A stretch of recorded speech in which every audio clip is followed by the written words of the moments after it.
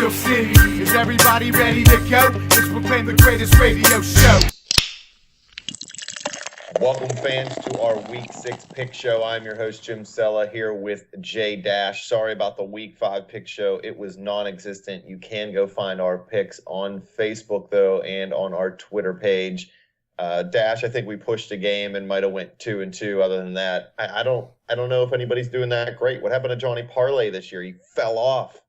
Yeah, I don't know what he did last week, but he did go 3-2 in week 4, so he's starting to pick it up a little bit. Still, I don't think he has a win in his picks of the week yet. But Easy Man went 5-0 in the NFL last week, although he did lose his college pop, so he went 5-1 overall, but he killed it in the NFL last week. In week 4? Yeah. Oh, yeah, excuse me, week 4. Well, we got 5 games for you this week, fans. 4 picks of the week, and then 1 random game because JK47 apparently doesn't want to do the show anymore. But which one are we starting off with, Dash? We are going to start off with my game, and I am going with Cleveland at Tennessee. Tennessee is -7 in this game.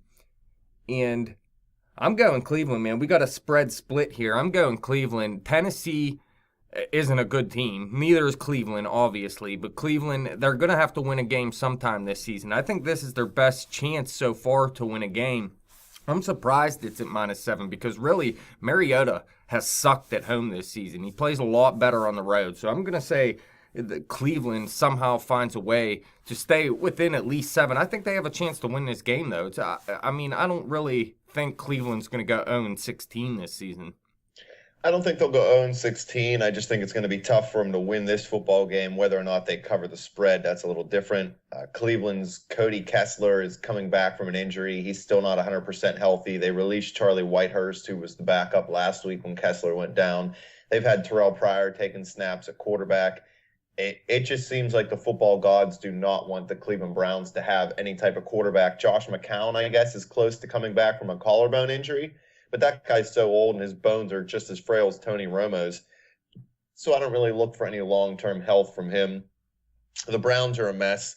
I'm going to go ahead and take Tennessee here at the -7. I know Mariota hasn't played that great at home. I think this could be a breakout game for Tennessee at home, mostly just because Cleveland is so bad.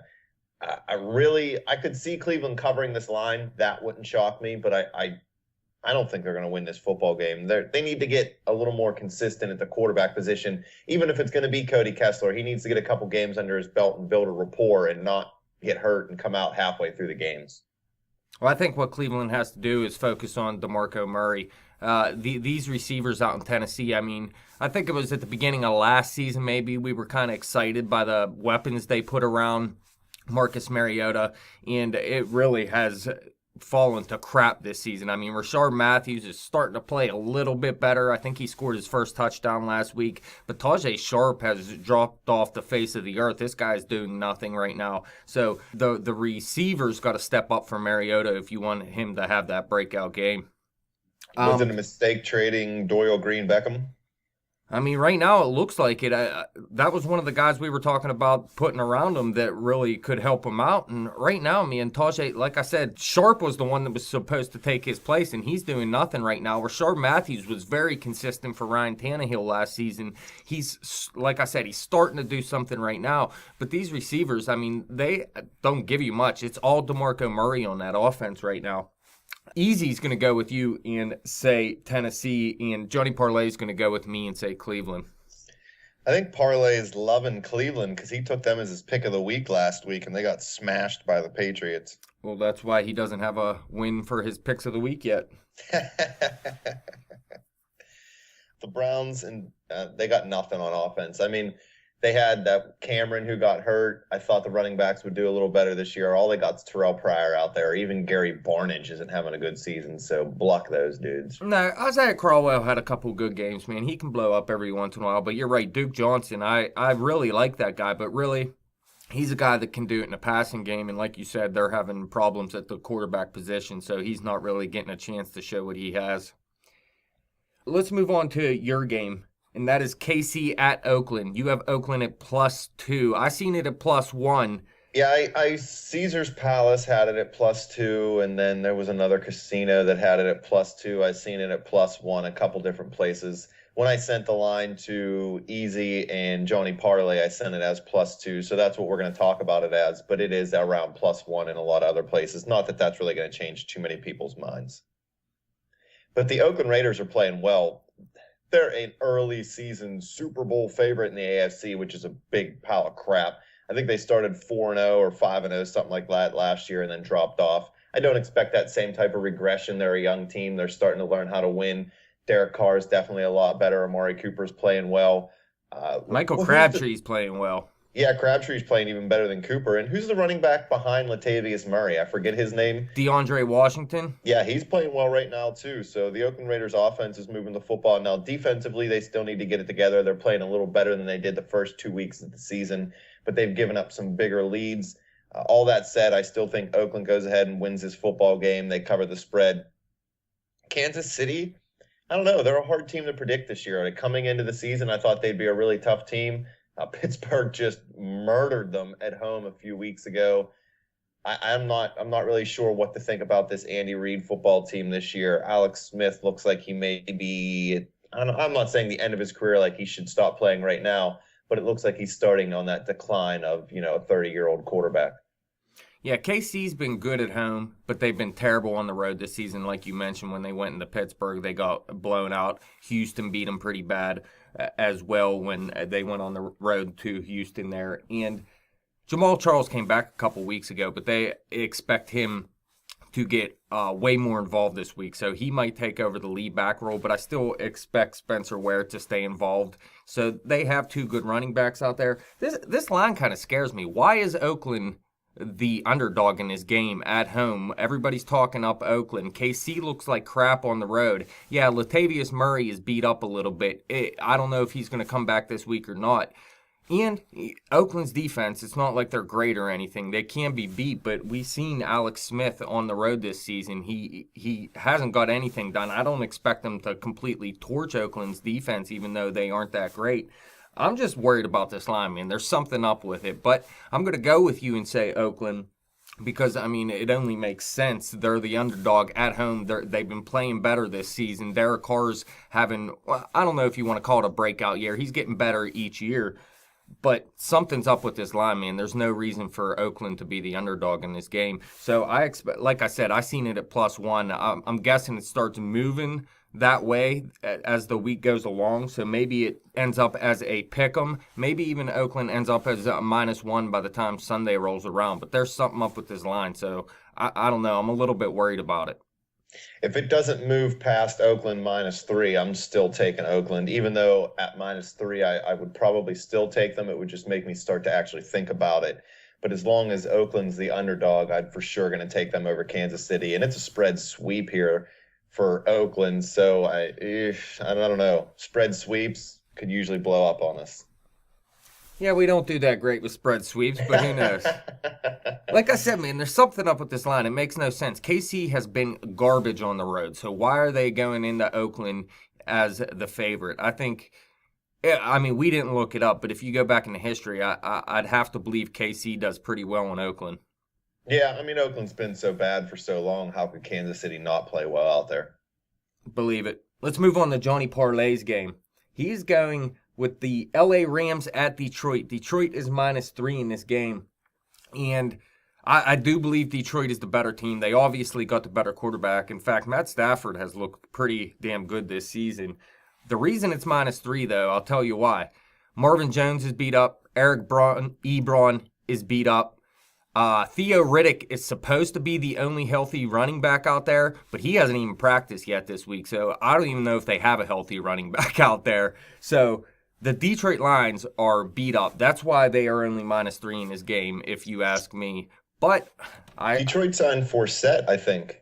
Yeah, they did sign Forsett, but I heard that they really aren't going to get him involved yet this week. I Yeah, guess probably not. unless they're forced to, because I think they believe Theo Riddick was going to be able to practice by now and play this week. But he is the type of running back that he really doesn't need to practice. He can play, but it still worries me. I mean, with him being injured, if he gets hurt in this game, it is going to be Justin Forsett, and he probably doesn't know many plays right now. So Detroit could be hurting offensively, but on the other side of the ball, I mean, I do like Brian Quick. He's starting to step up as a solid receiver for the Rams. But outside of that, man, I mean, Todd Gurley has been somewhat of a letdown. He's still a beast, and I expect him to actually have one of his better games this season because Detroit's not too great at stopping the run or anything, but he's still been kind of a letdown to me. I thought he was going to be a monster this season. I think it has to do with they just have no passing game, so they can go right at Todd Gurley. Yeah, the Rams passing game has been absolutely horrendous. Case Keenum's garbage. They need to just go to Jared Goff. I know they have a winning record right now, and they think they're going to play winning football the rest of the year. It's just not going to happen. They're going to fall to 8-8 again, somewhere around there. There's no way you can produce a winning season with the quarterback play that they have right now, and a defense that's playing well, but it's not playing like a historic defense or anything of that nature. Aaron Donald may be the best defensive player in football right now, but he can't carry that Rams defense by himself. I think Matt Stafford looks like a more complete quarterback now, I guess I want to say, without Calvin Johnson. I'm not saying that not having Calvin Johnson is a good thing. When you watch Matt Stafford now, he's actually trying to read his progressions and find the open receiver. He's not just hucking it downfield to Calvin Johnson on any given play. Now, all that said, anytime Stafford was in trouble, he knew he could huck it to Johnson and he would go up and make a play for him. So that part of the game is a little bit gone for him now. But honestly, I like this Detroit offense. I was a little weary of the Lions coming into the season. I didn't know how Stafford would keep playing. I didn't know how they would play without Calvin Johnson. And they've actually played a lot better, and I just don't think the Rams offense can get it done. Well, I'll tell you who hasn't been playing better in that offense, and that is Golden Tate, man. He's taken a back seat to the rest of this receiving core, really. I think his highest total this season is 41 yards.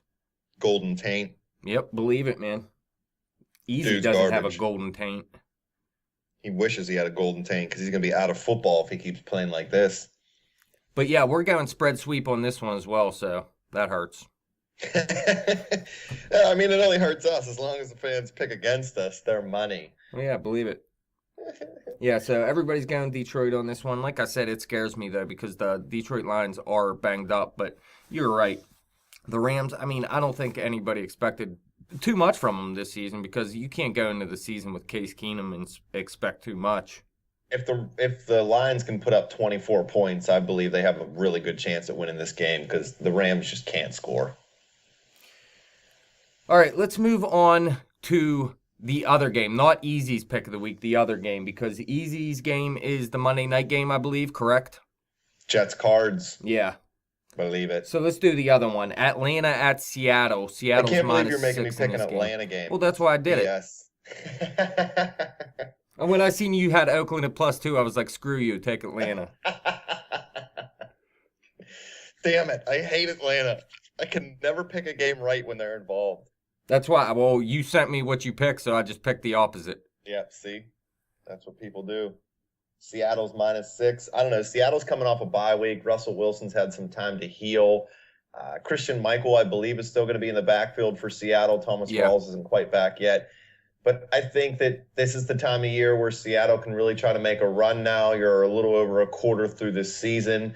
Like I said a minute ago, Russell Wilson's health is a little bit better, so you'll see him get more involved in the passing game, moving the football a little bit with his legs, maybe not running all the time, but he can move around, get out of bounds, get a first down somewhere here or there. So I think you're going to start to see the Seattle of the last couple years. I mean, remember last year they started off kind of slow. I think they were under 500 at one point, 2-3 or something like that. Yeah, and then they two, still 2 came on strong and made the playoffs. They're a good football team.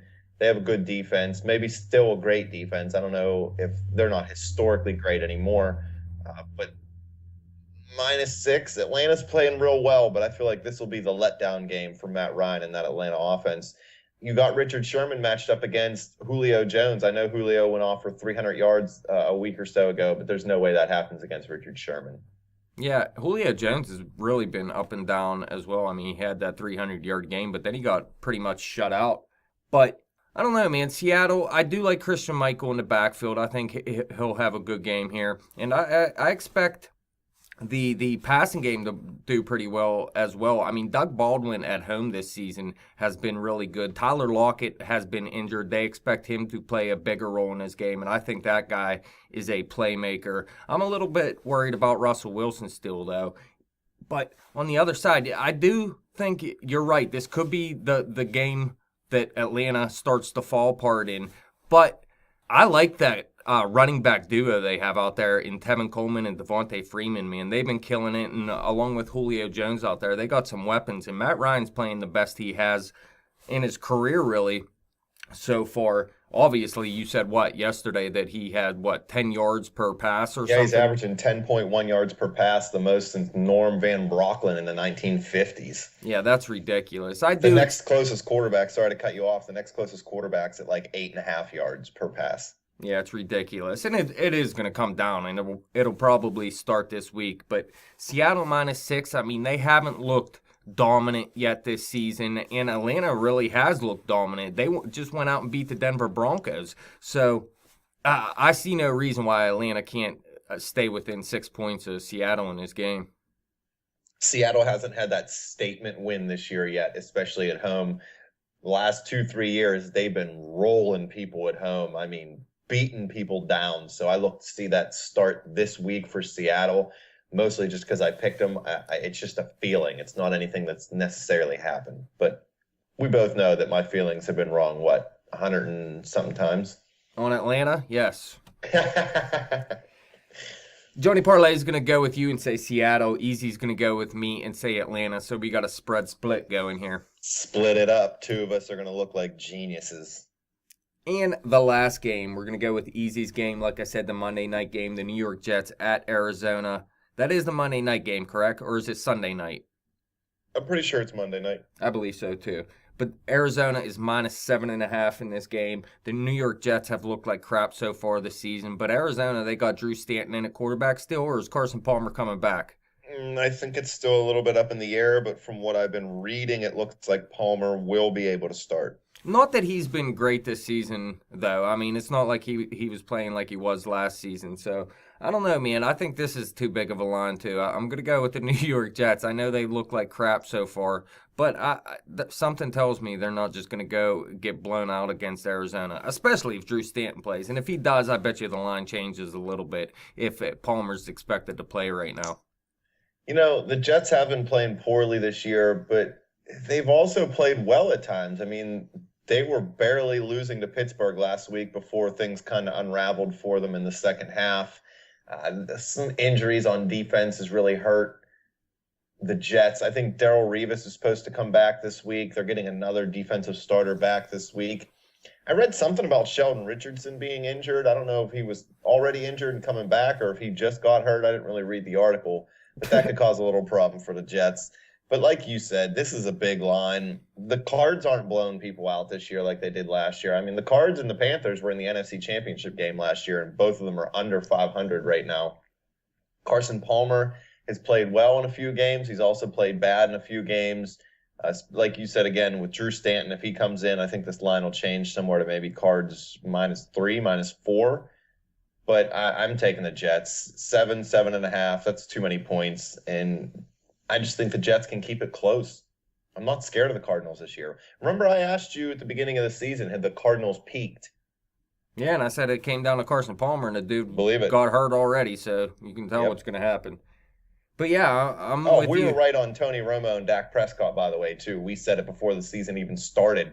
I asked you what happens if Romo gets hurt and Prescott takes over and plays well, and we both agreed that Prescott would keep the job at that point. And I know I'm reading things that say Romo could be back, but it looks like Prescott's job to keep. Romo. Yeah. I hate my fragile bones. Easy is going Arizona for his pick of the week, and he's going spread solo as well. Johnny Parlay's going to go with us and say the New York Jets. I mean, it all has to do with that line. I'm surprised that Easy picked that game. I mean, 7.5, that's way too much, especially not knowing if your starting quarterback is going to play. He probably didn't even look at the line, man. He just looked at the games and was like, the Cards will win. Doesn't matter what the spread is. I mean, that's possible. That's his way to win. Last night I won. I had a nice little San Diego under teaser going. Covered that pretty well. Very nice. Oh, yeah, and we are going to do our fantasy segment here soon. And Jim asked me what tight end he should pick up, and I told him Hunter Henry, and the dude blew up. Believe that, I've been blasting it all over fantasy football groups on Facebook today. People are getting mad, hating on me for thinking I know what I'm talking about. I just steal all my information from you. Yeah, believe it. So go check out our fantasy segment when we post that. I just read an article, too, that said Hunter Henry has basically entrenched himself as the number one and Gates is the number two now. Oh, yeah, it definitely makes sense. Another guy we picked last week, at the very end, I didn't even have him written down. I just added him in as a deep sleeper, and it was Sammy Coates, and the dude blew up. Since we don't have Easy's college pop of the week, I'm going to give you my pro pop of the week. Outside of my pick of the week, I'm taking a nice little Pittsburgh, New England teaser. Bring that line down. You'll get Pittsburgh somewhere around 1.5 or 2. You'll get New England around the same. It's a good one. I was watching, I forget what channel it was. It might have been NFL Network a little bit earlier, and a couple of guys were picking Miami to win, man. That's just because the Steelers historically have that letdown game at least once or twice a year. But I think that game was Philadelphia. I don't know if the Steelers are going to have 2 in 4 weeks. It would end up being something like that. I think they got their eye on the prize this year. They know that number one spot or at least a bye week in the playoffs means a lot, and I think they're going to chase it this year. Word. But that's it. That's my pop of the week. Tease it up. All right, man, wrap it up. Fans, questions, comments, any games you want us to pick, any games you want to pick yourself, hit us up on Twitter at bet_the_spread. Hit me up on Twitter at betjimtowin. Check out the Facebook page at facebook.com/betthespread. A lot of good content there. Post a lot of fantasy football stuff on our page. Keep coming back to YouTube. Keep clicking subscribe. Hang in there with us. This quality will not suck forever. Maybe.